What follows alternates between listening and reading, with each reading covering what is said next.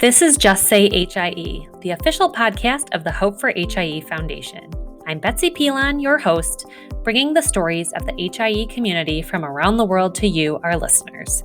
Hope for HIE is a nonprofit organization and the largest collective of HIE families anywhere in the world, and each story across all outcomes has its own version of hope to share. Join us as we explore each unique journey and connection. The following conversation with Dr. Bhooma Aravamuthan happened on March 5th, 2021, as a part of our Medical Advisory Board educational series that premiered on Facebook Live. We're excited to bring these bonus episodes to you on our Just Say HIE podcast. Today's topic focuses on HIE, cerebral palsy, and dystonia. Enjoy.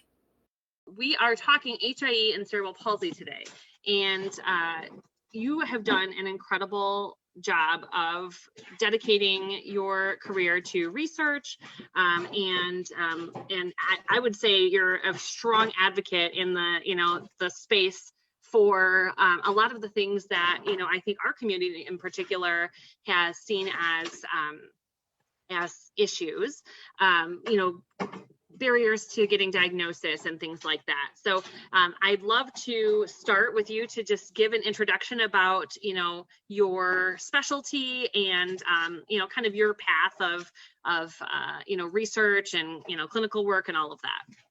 Yeah, so hi everybody. I'm a pediatric movement disorder specialist at WashU, and I do spend most of my time in the lab, and I research in mouse models of neonatal brain injury, so mouse models of HIE. I look at what are the features that cause a movement disorder called dystonia, which can be a really common movement disorder that you can get as a part of cerebral palsy after HIE. So that's my research focus. And then clinically, I spend all of my time in the Cerebral Palsy Center at WashU. So taking care of kids with CP, a lot of whom have had HIE and a lot of whom have dystonia. So my path to here, my research in grad school was on Parkinson's disease for personal reasons, it affects my family.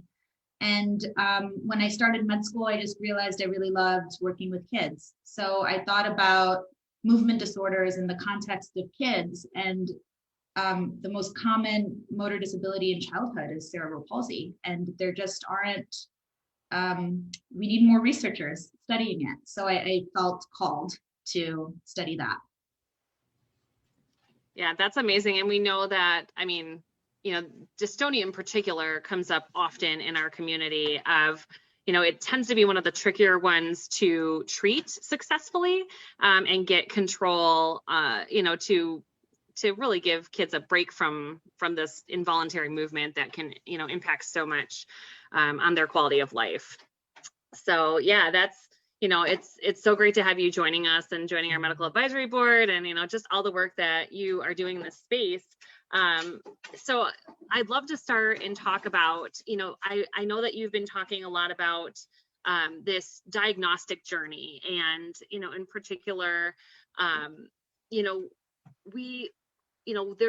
know there's a push with like the CP Foundation and all sorts of other, advocacy groups. And it's a multidisciplinary approach, which is really nice, to looking at how we can get quicker diagnoses and more accurate diagnoses and things like that. So do you want to talk a little bit about the history of, I guess where that's been and where it's going? Yeah, so I think the concept of making a CP diagnosis or understanding of when to make it has evolved quite a bit, maybe in actually the last 5 years or so. So I think there is a balance between wanting to give a diagnosis when you're absolutely sure that that is the diagnosis. And I think some people historically maybe would have delayed a cerebral palsy diagnosis until you saw how a child who maybe had HIE, who clearly was at risk for developing cerebral palsy, saw how their motor symptoms evolved over time, and then maybe later on in childhood would officially get that label of cerebral palsy. But that has shifted, and that balance has shifted quite dramatically. And I really want to credit Yona Novak and a really landmark paper that came out in JAMA Pediatrics a few years ago, pushing the value of an early diagnosis of cerebral palsy, particularly in children who we know are at risk. So children born premature and children who have had HIE. And there are certain features that she pointed out. So features on brain imaging, features on the early movement exam using certain standardized motor exams like the Prechtel general movement assessment, for example, that can allow you to make a prediction with pretty high accuracy of when a child is going to meet criteria or whether a child has cerebral palsy or not. So the push for making the diagnosis has shifted from, maybe 5 or 6 to even a year or less old. And the value of that is huge, because if you think about getting a cerebral palsy diagnosis and the access that provides you to this huge, large community of people with cerebral palsy, just in terms of support and infrastructure, the access that provides you in many of our states to early interventions and first steps and therapy services that you kind of automatically get if you can check that cerebral palsy checkbox. And also just an understanding of, okay, now I know my child has a non-progressive motor disability.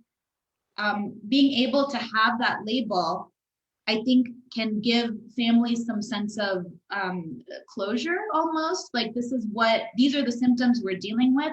What are the next steps, as opposed to leaving people in a limbo, in a diagnostic limbo. Mm-hmm. So I think for all of those reasons, we're realizing that an early and accurate CP diagnosis is critical for the well-being of our patients. So I push for it, and I push for it standing on the shoulders of giants. So I'm really grateful to have come into the field at a time when we know more about the value of an early CP diagnosis.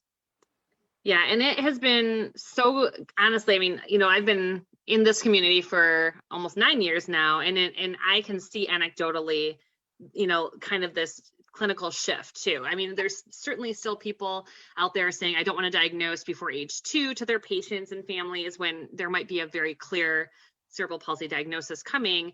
But, I think when we continue this messaging around early intervention, and the earlier that you're addressing things and, getting them the tools that they need for our kids to, reach their own wonderful individual potential, the better. We know that, it's researched, and so what are these barriers to care? And it's so great to hear that this is one that is, being knocked down, and we're seeing such a shift in that arena. Because I know that's a question that, especially the first year or two for families in our community, they're like, why is this, why are they hesitant? Like, we know that they're, my child is not meeting, gross motor milestones, they have spasticity, they have, these are things, and then if it's not to say kids can't progress through that, but that's the whole idea, is to get them, into therapies that can help them progress. Yeah, absolutely. That's such a critical point. This isn't just, it's not just the social aspects of the benefit of the diagnosis. It's a real medical benefit. You're having a cerebral palsy diagnosis early and intervening early. There's clear evidence that leads to better outcomes. So that's a critical point. Providing a diagnosis early is better really across the board. Mm-hmm. And then I want to kind of shift into the next part of the spectrum, which you have also, I know, spoken about a lot, is the transitions of care into adulthood. And we talked with Ed Hurwitz, who's also our medical advisory board, and he's a PMR physiatrist, and he talks a lot about how do we manage, kids that grow into adults with CP. And so I know you're also in this arena from your perspective and your, expertise. So I'd love to hear kind of, a synopsis of the work that you're doing in that, because that's a huge, obviously for our families too, they're thinking ahead of, and we have a lot of families who are recently transitioned from pediatric to adult medicine. So, what is that space looking like? Yeah, so this is something where I am passionate about, but a relative novice because I come from a pediatrics background.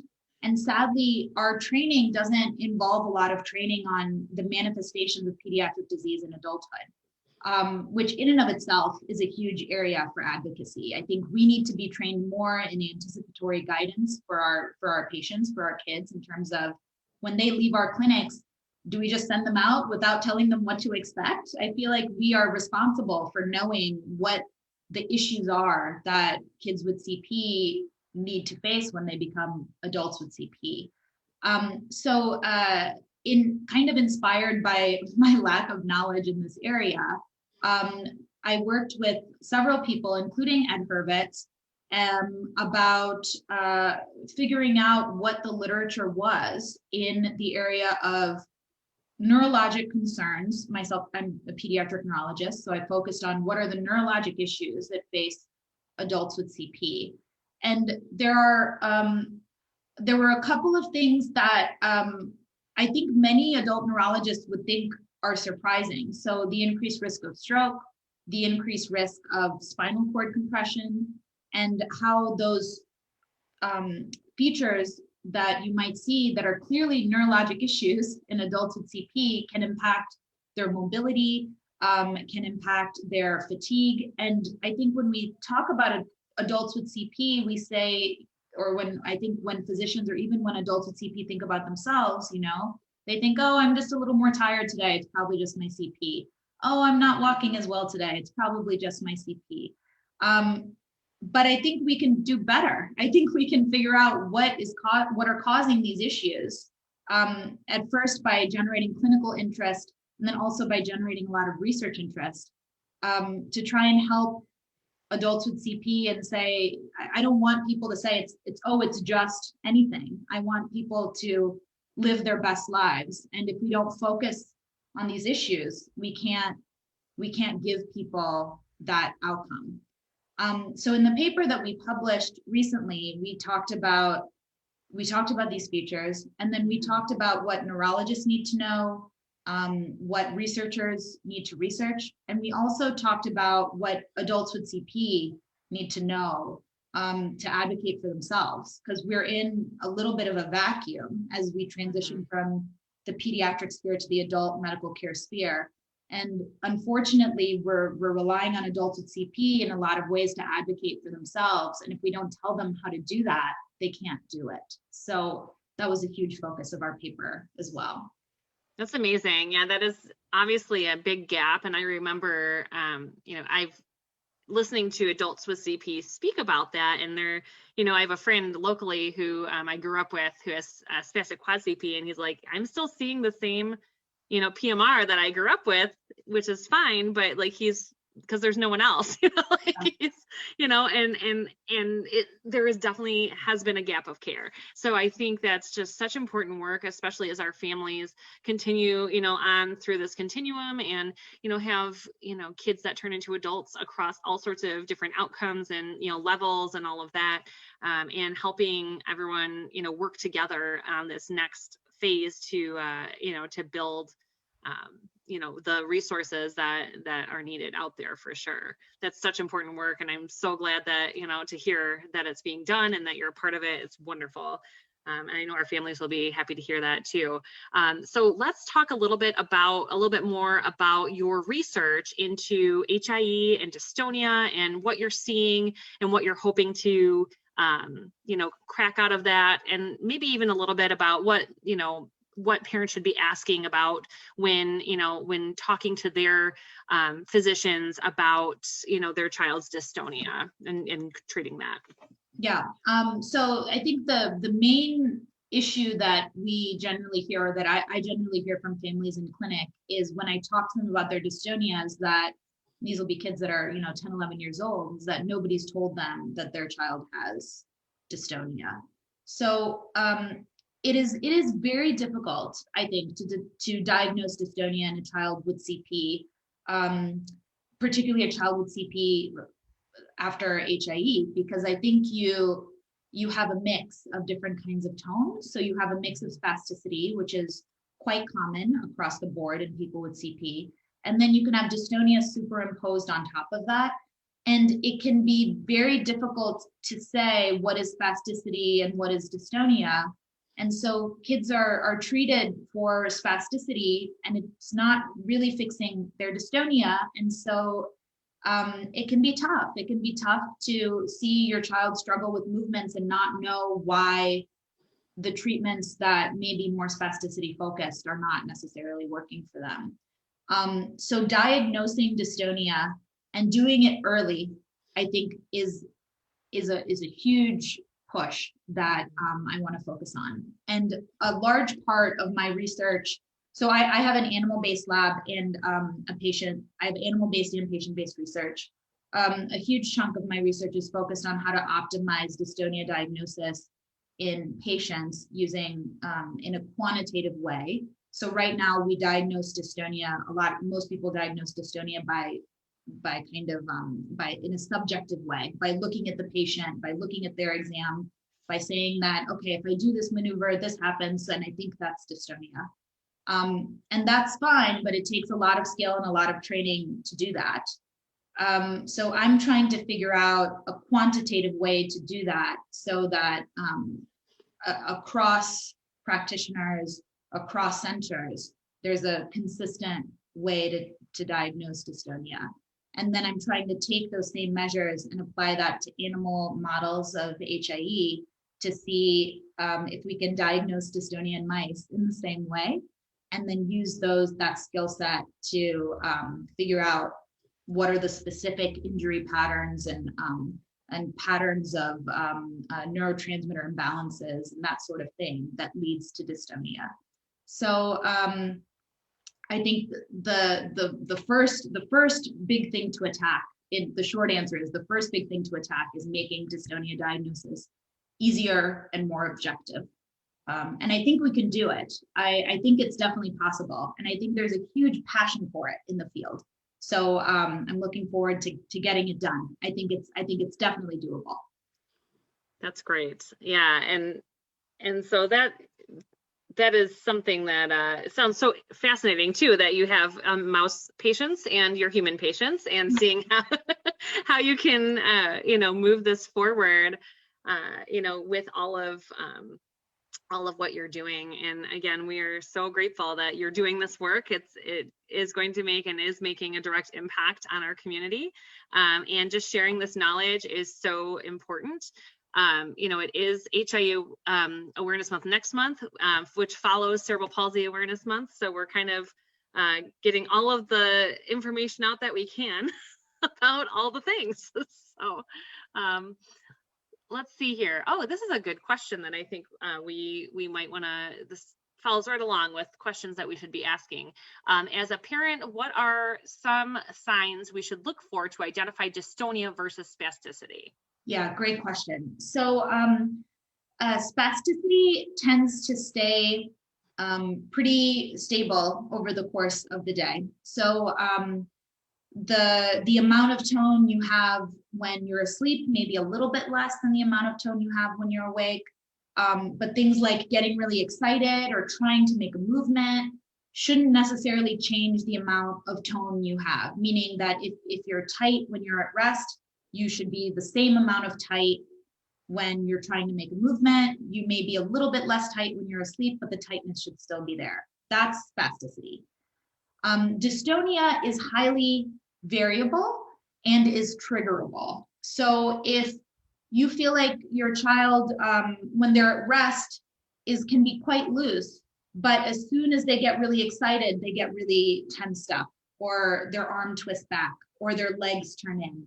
Or as soon as they try to reach for an object, an arm that may be pretty easy to move around when they're relaxed, but as soon as they try to make a movement, their arm twists up. That's dystonia. So it's that variability of movement and the triggers. So a voluntary movement trigger, trying to move, an excitement trigger, so getting really excited and then you get really tensed up. That's more dystonia than spasticity. I think one of the reasons it's so hard to diagnose dystonia in like a 20-minute clinic visit is that often you bring a child in, they're stressed out the whole time. This isn't their normal day-to-day atmosphere. I mean, coming into a hospital is very stressful, particularly these days. So a high stress environment may make them have activated their dystonia the whole visit, and it doesn't look variable in the clinic. So as a parent, I think looking for these features, this variability, and communicating that with your physician can be a good clue that there's underlying dystonia, maybe in addition to spasticity in your child. That's such a great point. And I think, we try to educate families, in particular around seizures, to capture things on video, right? Yes. And this is I think this can be translated over to this as well, where if your child, to your point, if a child is, stressed out, or, it's a different situation and they're constantly on, and you don't have that variability, it's like you said, it's very difficult to assess, where this might be an opportunity for families to capture, the differences on video and give that as a fuller assessment of the child. That's a great suggestion. And if you look at what we as movement disorders physicians do when we're trying to figure out what kind of tone people have, we sit around and talk about patient videos that we take. So providing videos, that's the best currency for us as movement disorders physicians. So yes, bring in all the videos. We love the videos. Do it. That's great. That's so good. Yeah. And I think that's an actionable thing that we can give our community, is just to, as we start looking at cracking this code. There's one more question that's coming in, and then I think we can wrap up. But asking about the general treatment options for dystonia, meds and therapies and things like that.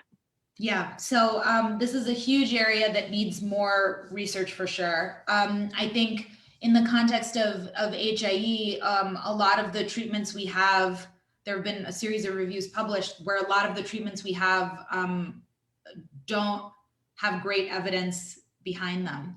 So treatments like Artane trihexyphenidyl, which have been commonly used for dystonia historically, there have been many meta-analyses, including a big Cochrane meta-analysis recently published that shows that it actually may not be effective for dystonia.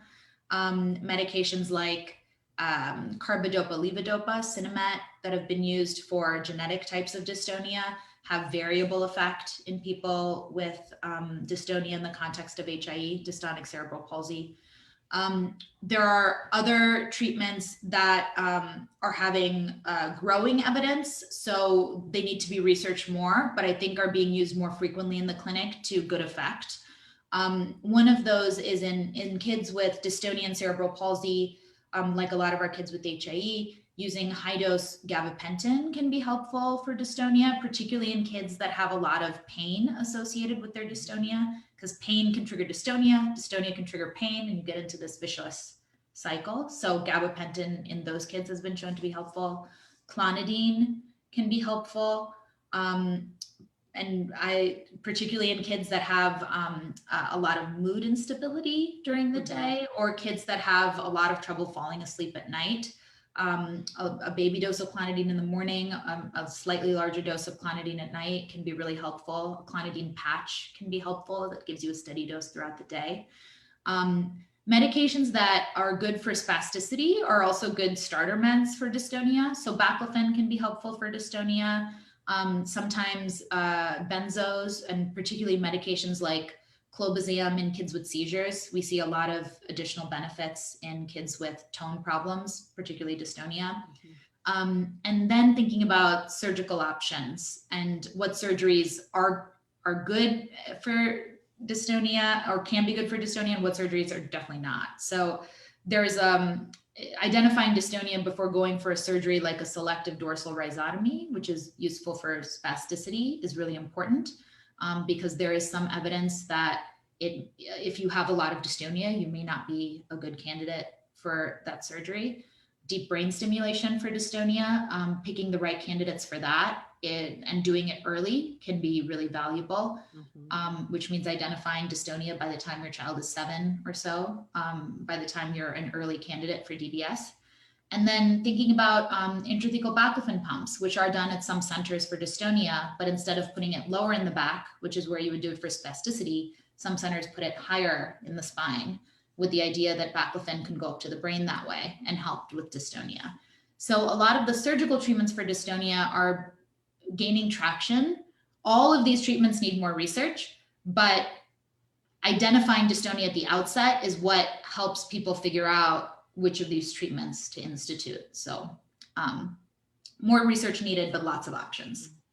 Yeah, it's interesting. I used to work in the adult movement disorder space with, marketing and communication. And so talked a lot about primary dystonia. So and seeing the difference in our community, and when families say, yep, we're trying all these different things to try to mitigate and artain, and like you said, they've been proven for primary dystonia but not necessarily effective in our community.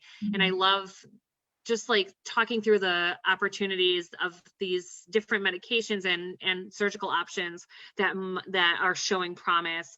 DBS, deep brain stimulation, is one that I again saw a lot of benefits in the adult population of primary in the clinic that I worked for. But it's so interesting. I think there this next 10 years of neuro research with implantables and things like that, I'm really eager to see how that can benefit our community truly. Yeah. So yeah. And I think it's nice important to note. So a lot of research is focused on people that have a single gene cause of dystonia with regards to dystonia. And I think it's easy to conceptualize that. So this person has this mutation to this gene, and so they have this dystonia. But those are very rare causes of dystonia ultimately. And we see them at large centers, and we have those patients, and it's a huge blessing to see them improve with the treatments that work for them. But by far, the most common cause of dystonia in childhood is cerebral palsy. Mm-hmm. So it is a blessing to see that attention is being focused on this population, because if the biggest potential for impact is working with this community and addressing the needs of this community. It's a really exciting time, because I think that people are realizing that more and more now. Absolutely. Well, I want to thank you. I think that's it for the HIE and CP questions for this morning. I want to thank you for serving on the medical advisory board with us, for all the work that you're doing. It is, incredible to see your passion and your expertise in this area, to help ultimately help improve the quality of life for the children and families that you work with, and then, the community out there more widely. Thank you for taking the time today.